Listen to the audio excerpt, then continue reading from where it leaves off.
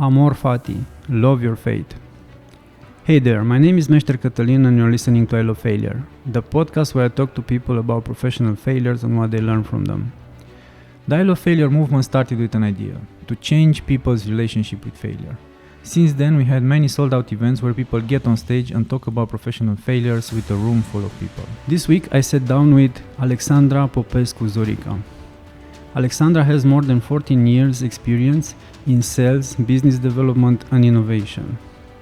She is currently the head of innovation at NN and has been managing for the past 4 years innovation projects. She also has experience in entrepreneurship and volunteers to help startups and NGOs apply design thinking and lean startup to their business. There is this voice inside our heads, or maybe just inside my head, that's saying... Everybody has the voice. Yeah. It's saying, you failed, shame on you. But then there is this other voice that I have educated to fight back and say, but at least I tried, at least I did something, and I have a learning out of it. Before we begin this week's episode, I would like to thank MySpace for hosting this podcast. If you're looking for flexible office spaces for companies of any size, MySpace is the place for you. Also, if you want to support the I Love Failure movement, you can go to ilovefailure.co/support. That's ilovefailure.co/support, where you can become a Patreon or buy cool merchandise. Thank you and enjoy the show. Hello Alexandra and welcome to the show. Hello Cătălin. It's great to be here. How are you? How are things in these awkward times? Well, awkward. I mean, working from home all the time and all that. Exactly. It's hard to separate work from personal life. I had a hard time even before when I was going to the office because I really like what I do. So I constantly think about my work. Now bringing it at home, it makes it even much difficult to separate those two. But it's something that we all need to adapt, because I believe in a future that it's going to look pretty much like this. Like this, yeah. Yeah, or at least for a few years, and then it might just become the new normal, and people will not want to go back to the office. So I'm thinking that people are going to start to travel a lot, because there is no reason to sit stay in Bucharest. You can move to the countryside, keep on changing location to feel... Yeah, I actually have 2 friends. It was one of them started agriculture, and he's still working for his employer, but he went to the countryside and he used his skills to start a small business. And another guy that wants to start some sports in the mountains, but also keep his job. So what you're saying, cool. It's happening, yes. Yeah, I'm also with the traveling, like tiny homes, all that movement. So if you don't need to be in the office, it's cool on one side, but... okay, why don't you tell us a little bit about yourself? How did you come to be in the innovation business? What's your background? What happened? Okay. Well, I don't think it's a chance that I got to be in the innovation business. My background is in corporate sales and business development. And I believe that all my career, almost 10 years being in corporate and sales and partnerships, I tried to always do things differently. And innovate and just do something else and see what happens. So when I got this opportunity to step into a transformation project within NN, I felt like, wow, this is my opportunity. So this is it, because I was doing it in a way like maybe a fraud, because nobody was asking me to do things differently. I mean, you have some processes, you have a way of things working. But then for me, it was always like, I want to do things differently. I want to challenge the status quo. Why do we do it like this? Why not do it differently? And at that time, my boss said, you know what, you will be perfect for this role. Just go, because you always want to do things differently. So I took this challenge, which took me to a totally different level of being uncomfortable. Because when you are in a position to innovate, and you have objectives and mandates and you have to achieve things, and it's very hard because innovation doesn't happen overnight. And I realized that what I was doing when I was in corporate was actually incremental innovation, but breakthrough, that's a totally different story. And now I was in this role of doing breakthrough innovations and so breakthrough innovation with deadlines and stuff. You need to achieve something. There is no you try, but you have no milestones. No. Yeah. It's a little bit more pressure there.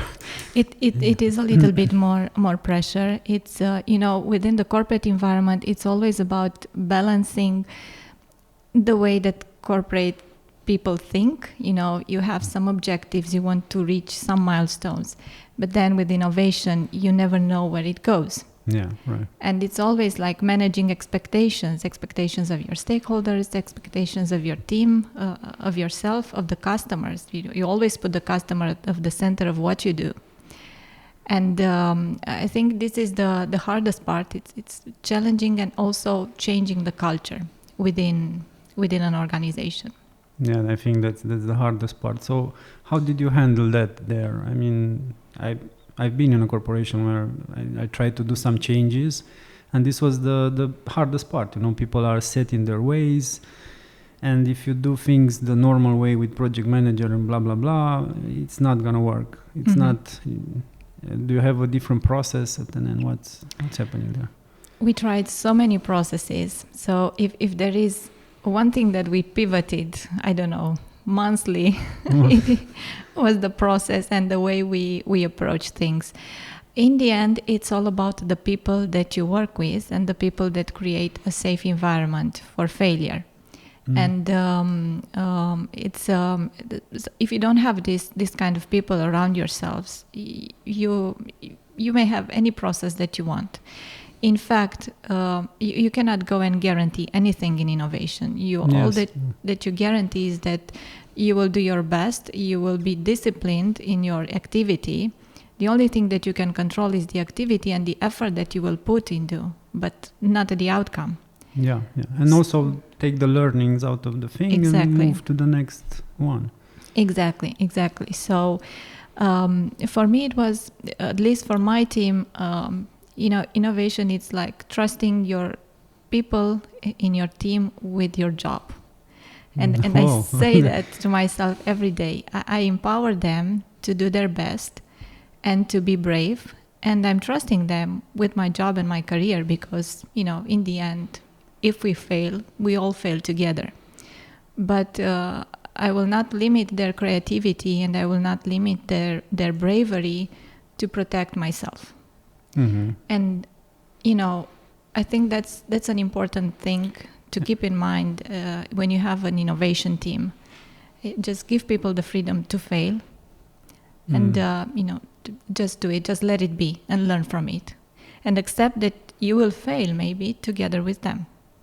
That's great because you are the head of innovation. So people you're not like a project manager and the rest are going to blame you anyway, because in a normal situation, things are like this. You blame the lowest guy and you take the credit if you're the highest guy. So nobody wants to do anything. So, okay, why take a chance? If I fail, I'm the one to blame.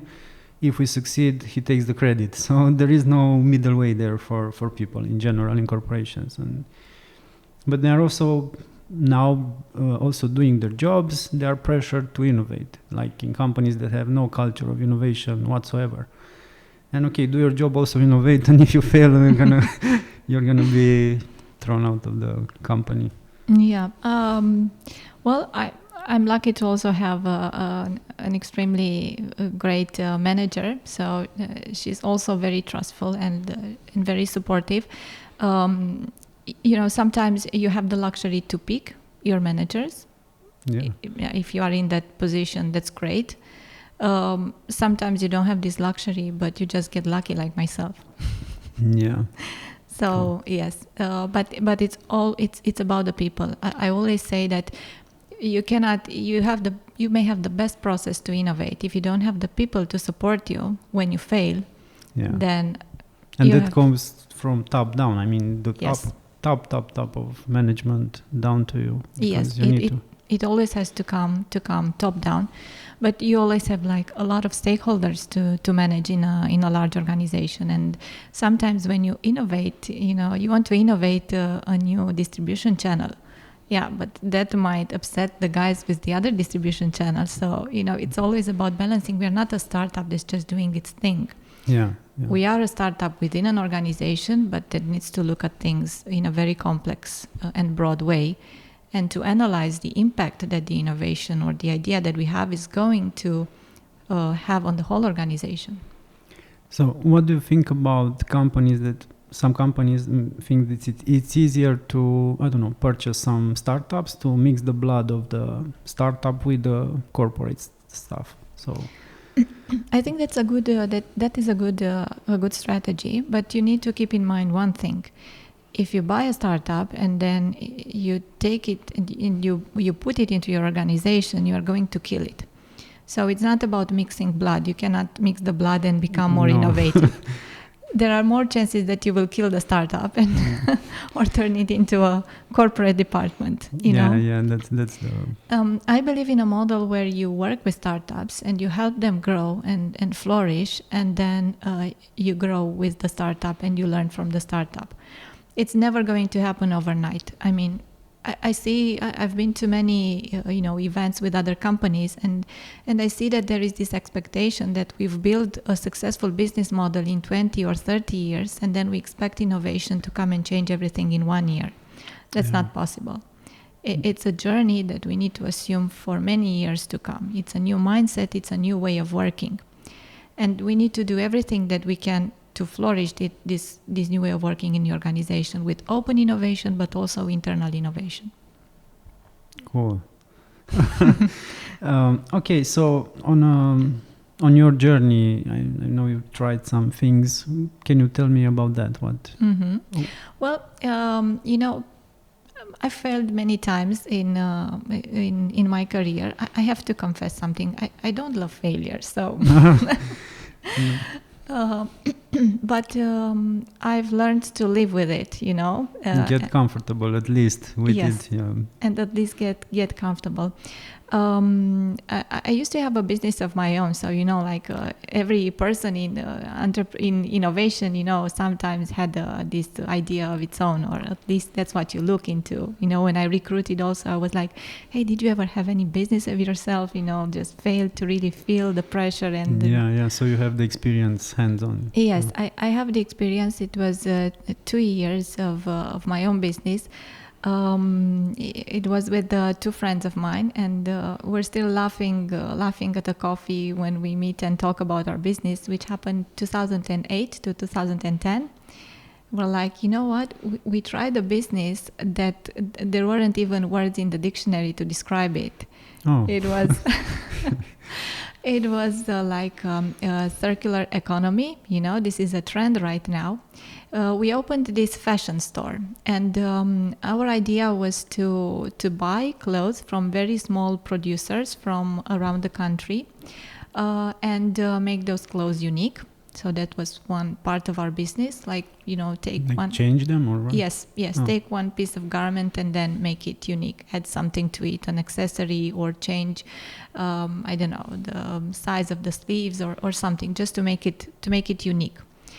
And the second thing that we wanted to do in our store was actually to encourage women to bring their own clothes to the store and to resell it, but very good quality clothes, and to give it to us, but also to change it, to adjust how it looks, or the tailoring and stuff like that. But first of all, we started our business during the biggest financial crisis that 2008. Yeah.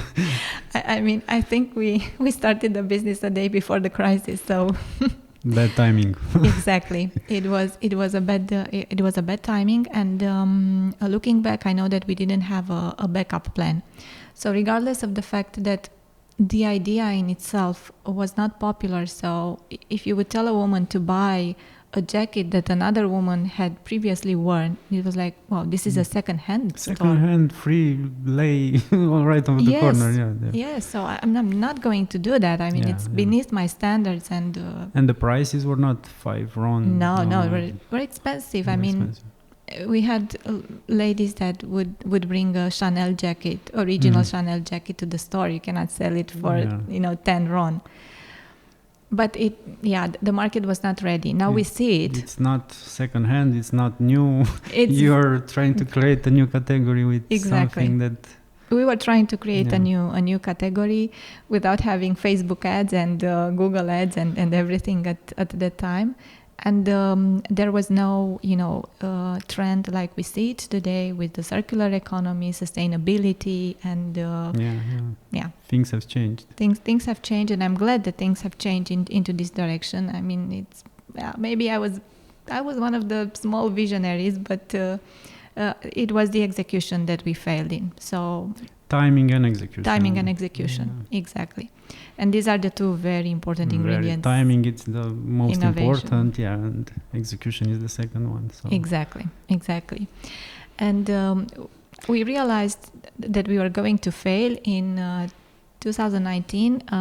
We would go throughout the country and just purchase, the clothes that we found they were good quality, and it was, I don't know, after a year and something that we took a trip and all the factories were closed. It was unbelievable to see how the economy had shrinked in Romania and how this industry had bankrupt overnight.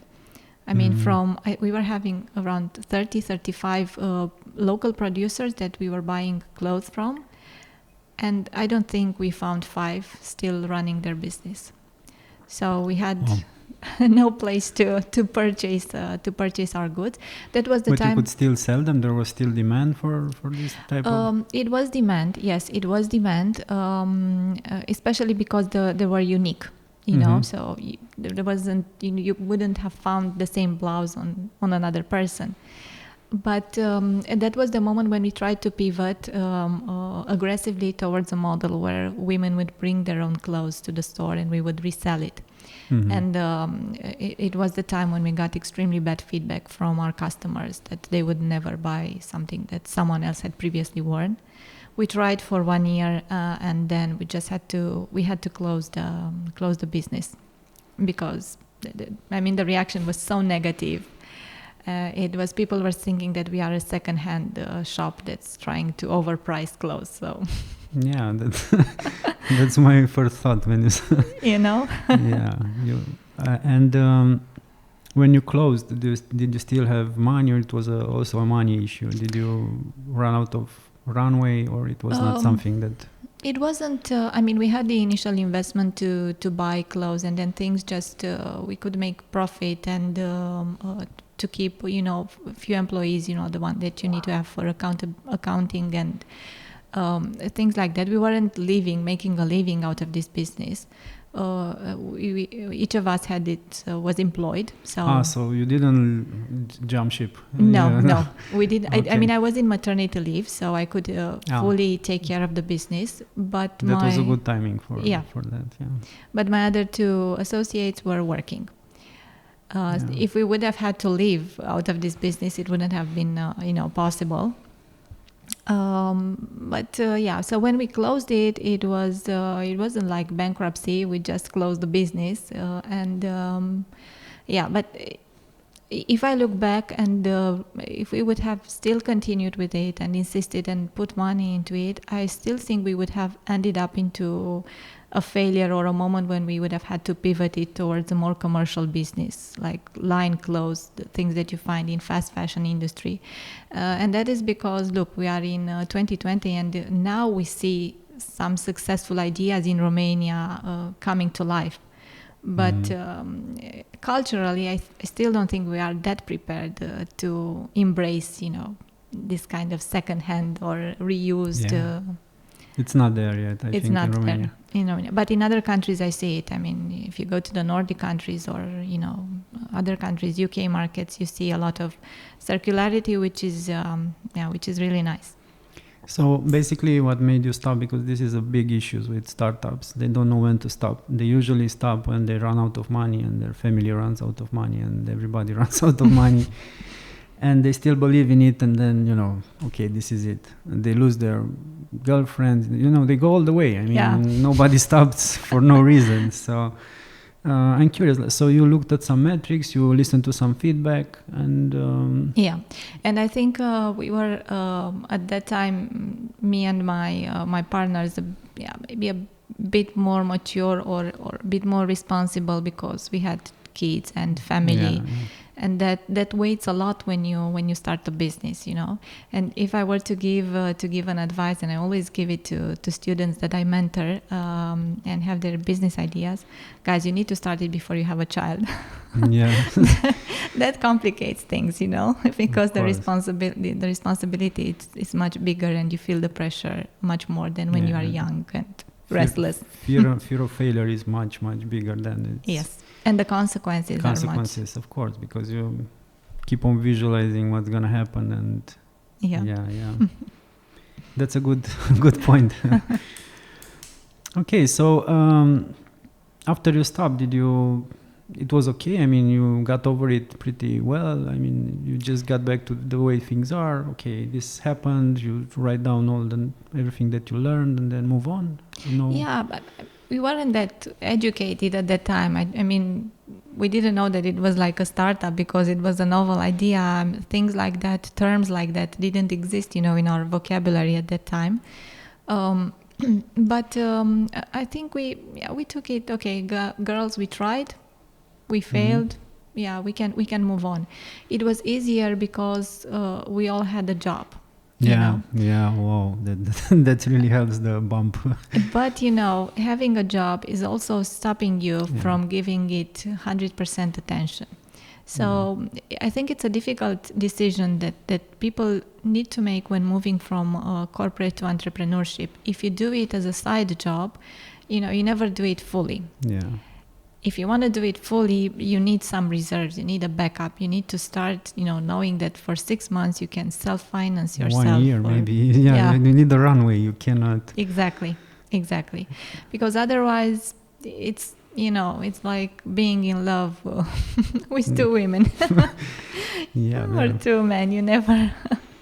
You're never with one of them fully. Yeah. Yes. That's what's happening. A lot of people jump too soon. A lot of people wait too long.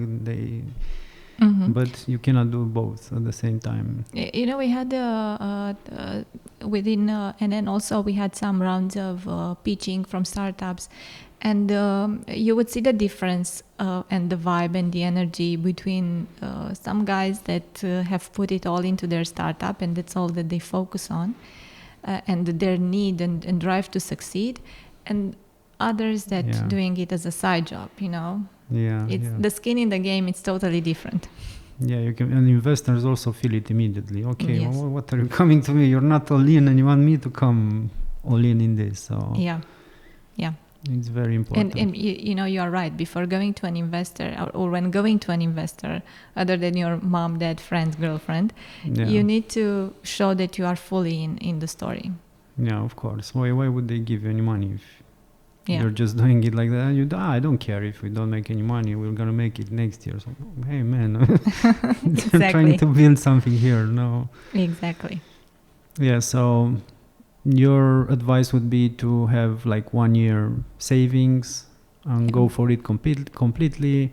Now, the problem here is with a lot of entrepreneurs is, okay, I jump ship, I do this, and then they have to crawl back to the corporate world. And it's not crawling back, but it's a little bit hard. They learn new things. They got used to the freedom of doing the things that they want to do, and they go back to their small little place in the corporate world where they do not belong anymore. So they're gonna, okay, you just have to do this, stay 8 hours here and do this, and it's they're not gonna be satisfied, and they're gonna just stay there for a little bit and then try again to escape. So it's something that is happening to a lot of entrepreneurs. They keep on doing this, and they're not satisfied in the company, but they need the money. they're not satisfied, they cannot make a startup. And I can relate to that.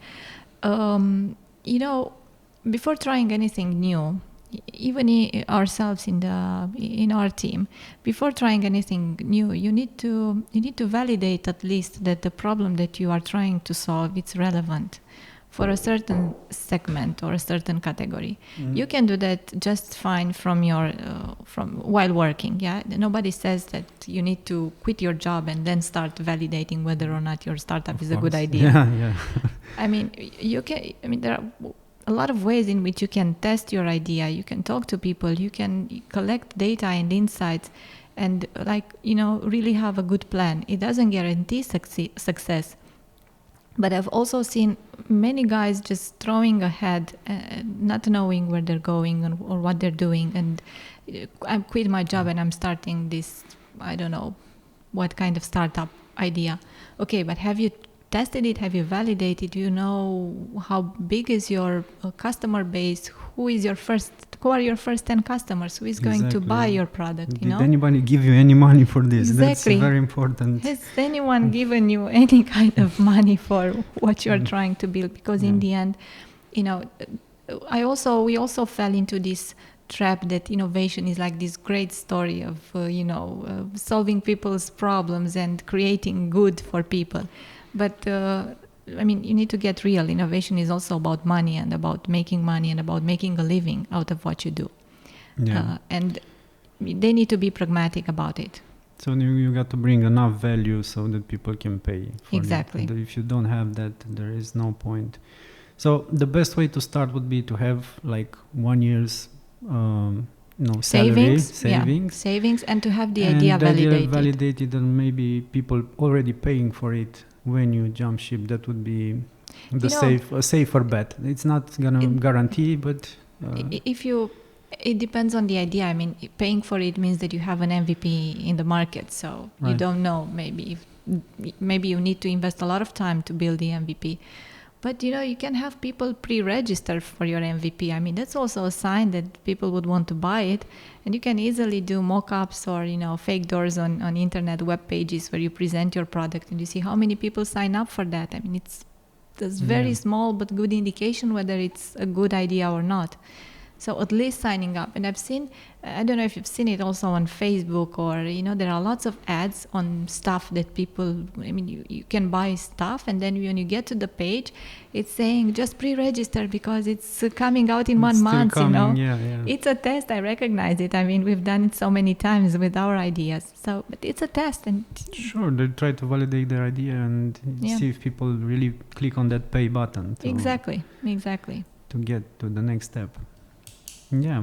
Okay. So, what's next for you? What are you trying to do? Are you gonna stay in the innovation business? You're trying to start a new thing? I'm just curious. This is not. Well, do you still have entrepreneurial drive, or? Yeah, I still have entrepreneurial drive. For me, it was a good mix. I don't know if I'm on. I'm not a serial entrepreneur, that's for sure. So I'm not that kind of person. I'm also not the typical corporate person. So I'm a mix. Mm-hmm. So for me, this entrepreneurship, how you call it, it works. It works very, very well.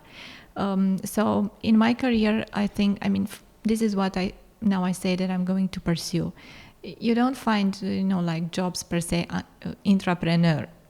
But if you want to become an entrepreneur in any organization, you have to look at first for how the culture of the organization is, because there are organizations that don't have this job title, entrepreneur or innovation, head of, but the way that they do things is so innovative that it's become the way that they execute it. It's in their culture. They no longer need to name it like that. Mm-hmm. So, this is my advice to anybody who is in between, like myself. Look for organizations that have this drive or curiosity for new things. Such as my organization is, NN, and where, of course, I appreciate a lot this curiosity that it's been natural in a way to our company throughout the years. And this is gonna attract people who are in between, people who, as we said, they were entrepreneurs, but they don't want to stay in a corporate, very small position, and this opens a totally new horizon. And I think this is, I believe that this is the new way that organizations will, maybe recruit people from now on, because you also want to have this entrepreneurial drive. You want to have this entrepreneurship experience in your organization. Yeah, the energy, the everything. Yeah, exactly. It's unbelievable. Yeah, it's a whole different thing than the corporate one. So it's a new skill that we see it developed in a lot of high school students and college, because you see that there are programs, and there are a lot of high school students that join these programs. They want to have their own idea, their own business, and it's incredible that you start doing things like that from high school, and then they come with this huge background that I never dreamed of when finishing college, Who did, yeah. They said, hi, I'm 21 and I had 4 businesses so far. Whoa. Why wouldn't you want to have such a guy in your team, no?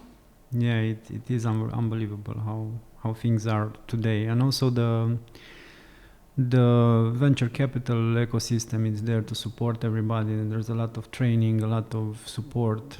Yeah, and accelerators around universities, yes. And around corporations. Every corporation starts to have its own accelerator and mentor people. Exactly, because, what organizations can help is with a very deep understanding of the problems, the problems that they have, their customers have. So, I don't expect any student that finishes, ASE university to come and say, I know how to solve your insurance problem, because he doesn't know what insurance problems are. It's my role to come to them and give them this challenge. And, let their thinking exactly, let their thinking, their fresh thinking come to life. And this is a very good way to cooperate. Yeah, I've seen when I work with people who are younger in startups and so on, and their ideas are unbelievable, but usually they are very quiet. It's very hard to get something out of them because, they respect the elderly, blah, blah, blah, blah, blah, blah. And they keep on trying to be, funny. Look, man, what do you think about this? So you try to...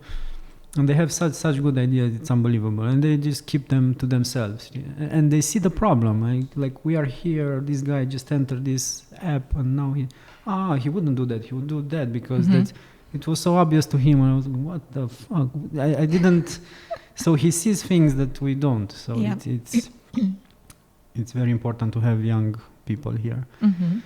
But also one big problem with startups, everybody fails. That's something that that they have to get used to. And on my first failure, I was outcast. I was 20 years old, and people, okay, this guy has failure, and everybody was staying away from you there.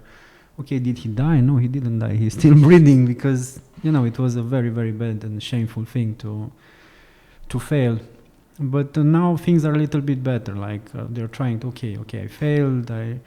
But it's still not there. We have to really help people deal with this. No, you don't have to love failure, but you have to get comfortable with being uncomfortable and what's gonna happen. And when you learn something from your failures, do you write it down? Do you just do you have a process? You don't.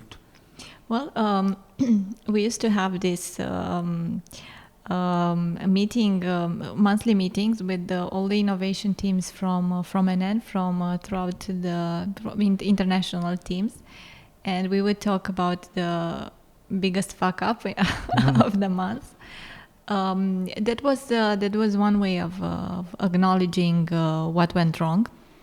In my team, what we do is that we have these meetings where we just discuss. Okay, so guys, we tried this and it didn't work. Why didn't it work? What happened? And it's very important to extract the learnings from the failure, because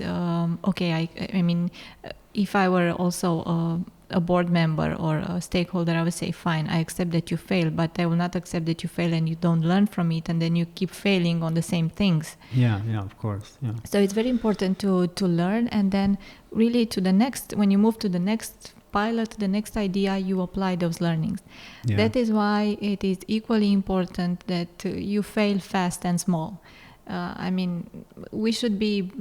tell my people, we need to be brave. We need to be brave. We don't have to stay too much on an idea. We just need to execute it and see what happens.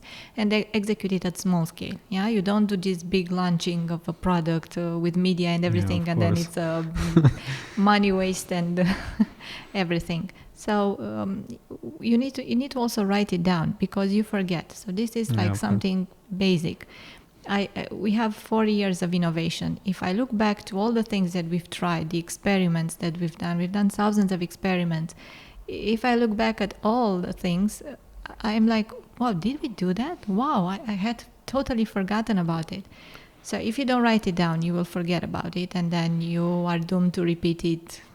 Yeah, also, over and over, yeah. Because people change in your team. I mean, it's not like we are the same team for the past 4 years, and then people come and they come with exactly the same idea that you had 2 years ago. I mean, and then it would be crazy to do it again. Exactly, do it all over again. So just writing it down and then revisiting all the learnings.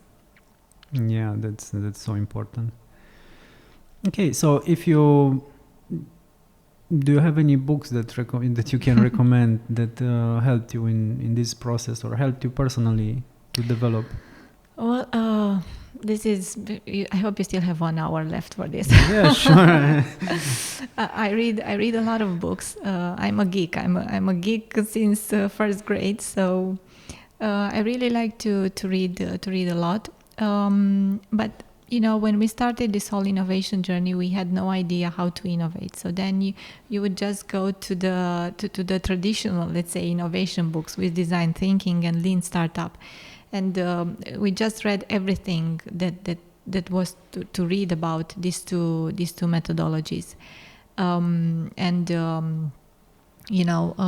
it was also about how to establish metrics and how to build customer value propositions and books like that. And there is a lot of literature around these topics. And there is lean for everything, lean analytics, exactly. Startup, so on.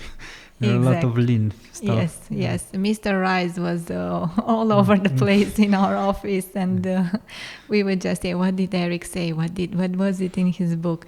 But it really helps to have this process, and just take a book like Eric Rice's book and learn from it, and really try to apply everything that's there in that book. So that is very important to read and to document. But just one question here.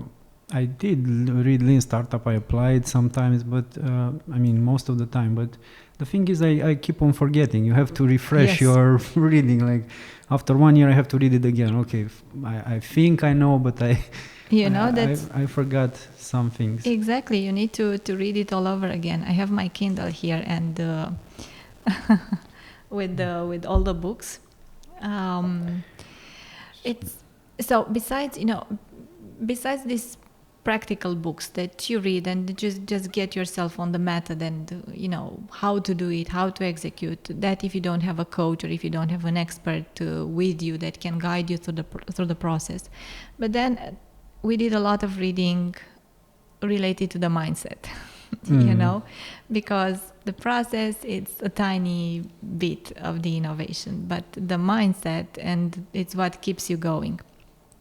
I'm a fan of Ed Catmull. He's the CEO from Pixar, and I read his book. It's called Creativity Inc. I think I've read it 5 times until now. It's a book about leadership in crisis situation, and a book about leadership when nobody believes in you and your ideas, and how it took Pixar almost it was 12 years to create the first animated movie, and nobody was believing in his dream. And computer animated, they managed after 1 year and a half to make a mouse move from left to right. So And now we have, Toy Story and, all those great animated movies that, they make a lot of money, But this is about a guy that he's extremely, it's not about himself. It's never about himself at the table. He talks about how they all sit at a round table or they all sit together, and that he listens to everybody, and everybody has a voice in his organization. There isn't you are too small or too big to talk. Everybody has a voice, and he's listening to everybody. And so I really recommend this to anyone, to everybody, to read this book, because you don't have to be a manager of people to be, a leader of great ideas. And this is a great book. Then, The Originals. It's also a book that I really like. And you can, for anybody that really wants to be different and make things differently, it's a book that writes about people who have tried to do things differently. And they even have this great example about a lady in FBI who tried to change and become innovative. So you can apply it. You can apply it anywhere. Then it's another book like Negotiate as if your life depends on it. Yeah. So sounds good. You have to do it. You have to do it, especially when you have to go and say, guys, I failed on that. Yeah, right. Yeah. So, if there were to pick some examples, these are the ones that I would really pick. And are books that inspired me. And for me, books help me a lot with, and I don't know, I got a job from one book, so but I didn't read. I wasn't a bookworm. I wasn't a geek, but I started to read. I quit smoking with the book. I started to see the power it has over me. I said, whoa. Mm-hmm. And I was the type of entrepreneur who always hit his head. I tried this my way, and then I start to read a lot of books, and I start to see, look, this guy already did what I wanted to do, and this other guy already did. So I started to learn from other people. So books were a good way to learn. But also I find out the talking to people that tried businesses like your own, that really helps. Like going to events and seeing some, meeting people who already have done or are trying to do the things that you do before you start. This can really help with your process. I was, before this whole coronavirus crisis, I was a really big fan of the meetups, and, I had my meetup app, and then whenever there was a meetup that I could attend, I would just sign up if there were, open space, there was still opening. Exactly because of what you are saying, I really like to meet people, and it's very important in innovation in general to be open to meet people and talk to people about their failures, about their experiences, about their successes, and everything. So no matter the topic, so if it had, I was curious about it, I would just join a meeting, and And you always learn from something. I know I say that every experience that we have in this life, and every person that we meet, every book that we read, at a certain point will pay off, and it will be of help in a certain situation. Yeah, it's also changing your mental dialogue. For mine, changed a lot. I keep used to doing the same mistakes over and over again until I started to read and talk to other people. Then the voices from the book started to become my voices, and I started, I need to measure that. I have to. So I started to see myself talking with like hindsight and words like this, very, very weird. And I said, what the fuck am I talking like this? And it got to me, and it really helped me to go to the next level. Mm-hmm. Yeah, we need to create a community. It's something that I've wanted someone to do it. I don't have the time to do it, but I really hope someone will do it eventually in Bucharest to really create this big community of people that innovate and are willing to share, we have this podcast about talking about failures. I travel a lot to the Netherlands. Netherlands is a benchmark for me when it comes to innovation and innovative people. And there are a lot of communities everywhere. Every corner of the street in The Hague or Amsterdam has this place where people meet and talk about their ideas and about entrepreneurship and about innovation. And when you have this big community, you feel that you are not alone. You know? It helps. Because sometimes you feel like you are alone and you are a fool and you're stupid that's trying things and you have no success at all. And, you know, like, I'm a big failure. I mean, what the hell? I should just go and do what I learned in. Do your exactly. job. Do your job and shut up about all these things that you want to build or do. And it helps a lot to have people to talk to. See that you are not alone, so it's therapy. I've seen with the I Love Failure movement, when we started, we were just free entrepreneurs. We said, okay, let's do this. I was very curious. And in the first meetup, I created a meetup. I said, okay, we're going to talk about failures. Let's see. And there were like 40 people. I was, whoa, this is crazy. And then it took off. I mean, not quite, but now it's in a lot of cities. Everybody's going, it's growing. Every event is bigger and bigger, and a lot of people are coming.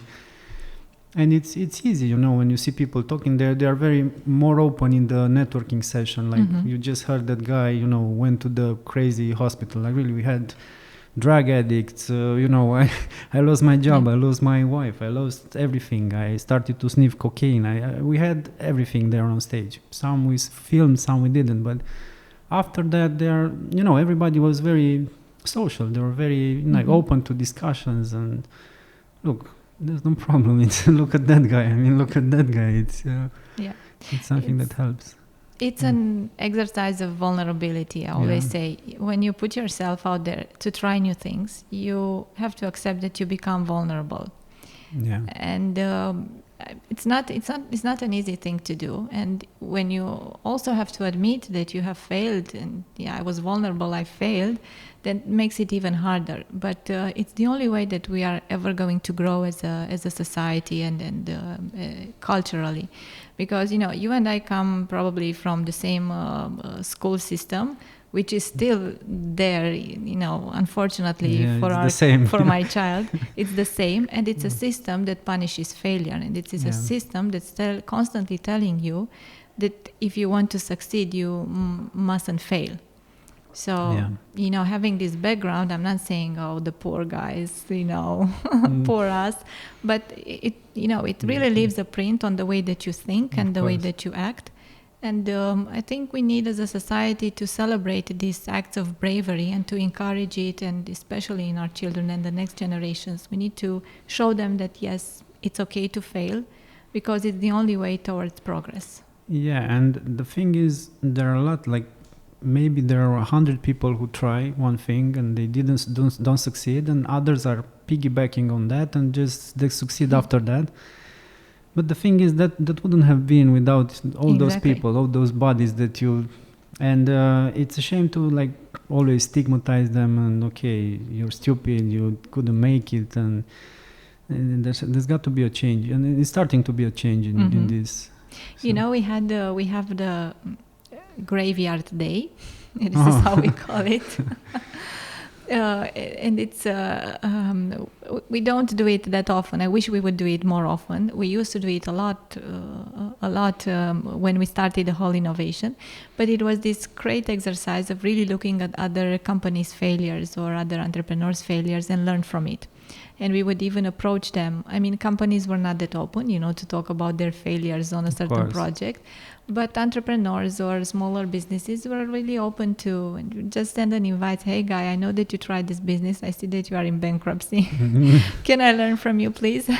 Yeah, but for him, it's a good thing. At least his knowledge is passed on. I mean, it's not like you died and nobody knows. Okay, you still have people who can learn from that. It's so important to know that it wasn't a complete waste.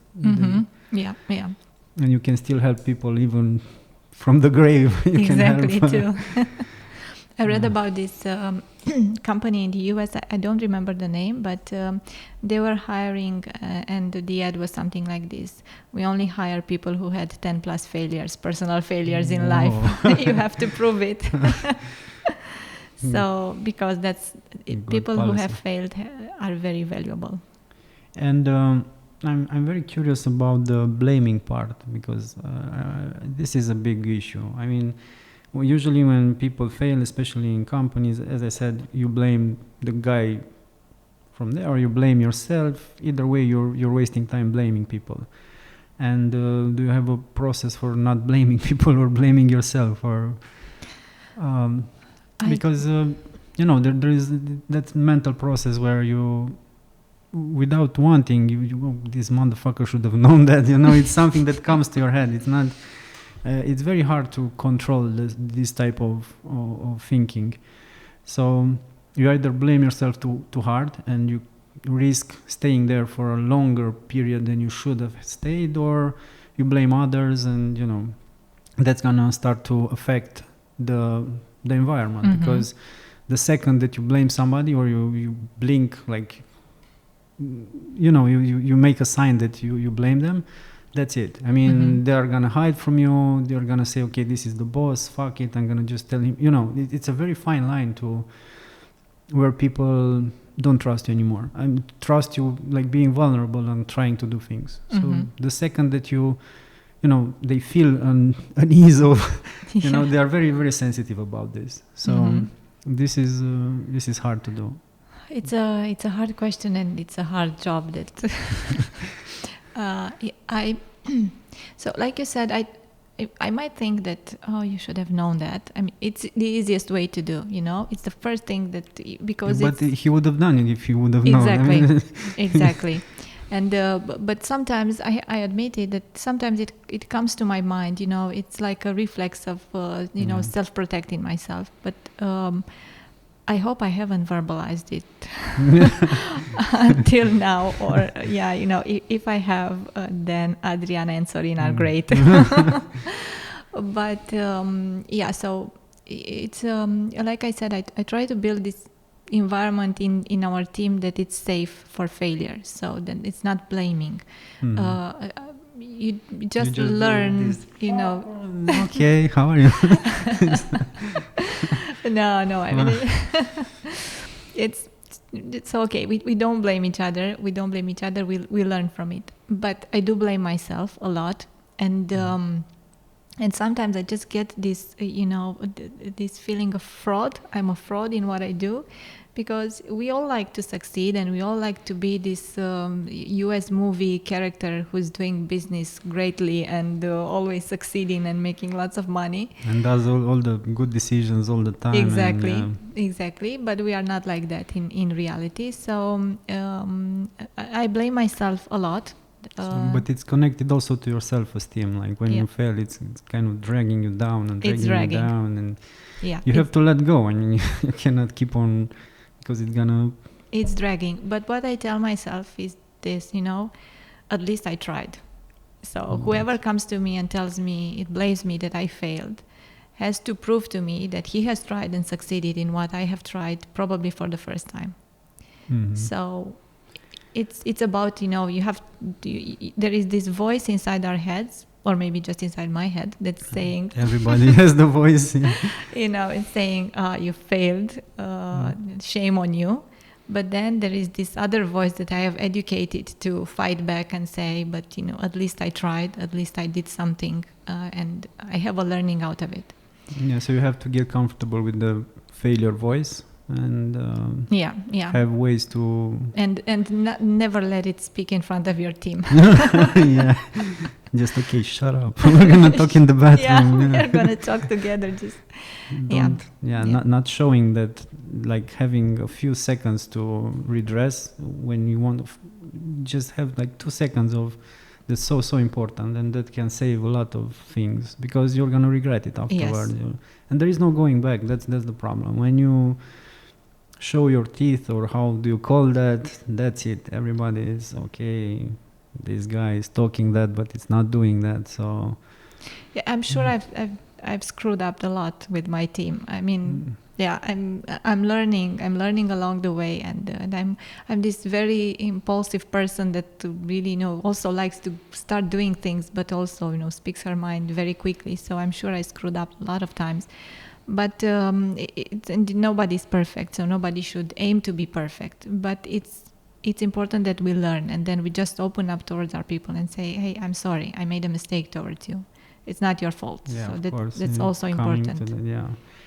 There's one question that I really want. This is something that helps me a lot when I think about past failures, and I've had homelessness, I've done it all.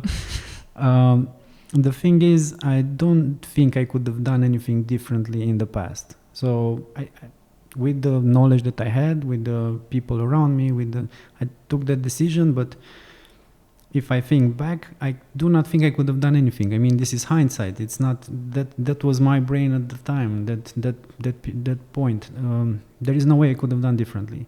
So that really helps me to move forward a lot faster, because if you think, I could have done, but why didn't I? But the thoughts didn't come to your head, so there is nothing that you could have done differently. So that really helps a lot for me to, get over something. Yeah, it's true. You have to accept that we were in a situation. We gathered some data. We had some feelings around the table. And we just, we said, fine, this is what I'm going to do. If it was a bad decision, the only thing that you can do is acknowledge it, learn from it, and do things differently the next time. But the decisions that we make are a sum of the knowledge and experiences that we have from our past. So right. So up to that moment. So exactly. If you look back, the blame game is something like, okay, I could have done. You couldn't. So exactly. Yeah, you couldn't. You couldn't. Yeah, from the past. Now responsibility is like from the future. Okay, we are here. What are we doing from now on? Yeah. Because wasting too much time in the past, it's really not productive. It's only gonna accentuate the feelings that of mistake and guilt and So also when talking about failures within the team, or we just take this is the grief day. We take one day to grieve. That's a good one.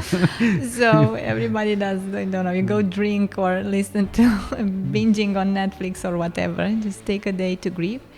Then we get back together, we draw the conclusions, and we move on. We don't stay in that for too long. So that's great. I've done I Love Failure in corporations, and I had top upper management come and talk about failures with the company. It was an interesting experience. Some were very open, vulnerable. Some cried, like on stage, the upper management, and some were okay. Look, I fucked up that project. They talk about project, didn't get personal, didn't get to. But it was a very, very interesting experience. The whole company was there, so everybody wanted to see what's happening. They wanted to see the upper management, talk about this stuff. Okay, show us that you're trying to be vulnerable and so on, and maybe we're gonna try to do something. But it's interesting. It's interesting to see people talk about this stuff. Yeah, Okay, thank you very much for coming today. Thank you. Good luck with all your next adventures. Okay, thank you. You too. And I'm looking forward to also, meet like in person with more people, and to this social distancing to go away, because it's gonna be amazing. The I Love Failure is gonna be everywhere. So we have people now calling us from Prague, from London. Look, we want to do it now. We want to. Man, let's wait. We cannot do it. It's not okay to have to events. expose people, and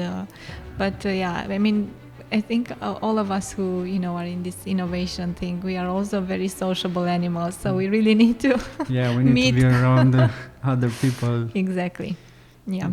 Okay. Thank you very much. Thank you too. Good luck. You too. Bye. Thanks. Bye.